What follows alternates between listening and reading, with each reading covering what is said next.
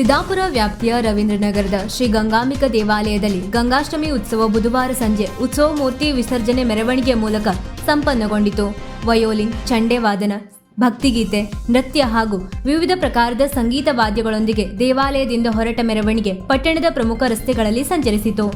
ಸ್ಥಳೀಯ ಶಾಸಕ ಭೀಮಣ್ಣ ನಾಯ್ಕ ದೇವರಿಗೆ ಮಾಲೆ ಹಾಕಿ ಟ್ರ್ಯಾಕ್ಟರ್ ಓಡಿಸಿ ಮೆರವಣಿಗೆಗೆ ಚಾಲನೆಯನ್ನು ನೀಡಿದರು. ವಿಸರ್ಜನಾ ಮೆರವಣಿಗೆ ವೀಕ್ಷಿಸಲು ಜನಸಾಗರವೇ ಹರಿದು ಬಂದಿತ್ತು. ಪ್ರಮುಖ ಸರ್ಕಲ್ಗಳಲ್ಲಿ ಸಿಡಿಸಿದ ನಾನಾ ಬಗೆಯ ಪಟಾಕಿಗಳು ನೆರೆದ ಜನರನ್ನು ಆಕರ್ಷಿಸಿದವು.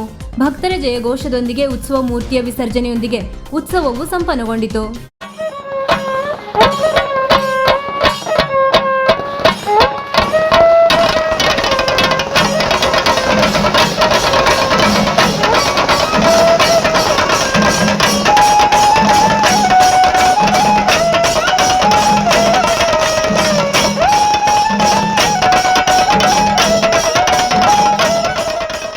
ವೀಕ್ಷಕ ಮಹಾಪ್ರಭುಗಳೇ, ನಮ್ಮ ಚಾನಲ್ ಅನ್ನು ಸಬ್ಸ್ಕ್ರೈಬ್ ಮಾಡಿ, ಶೇರ್ ಮಾಡಿ, ಪ್ರೋತ್ಸಾಹಿಸಿ.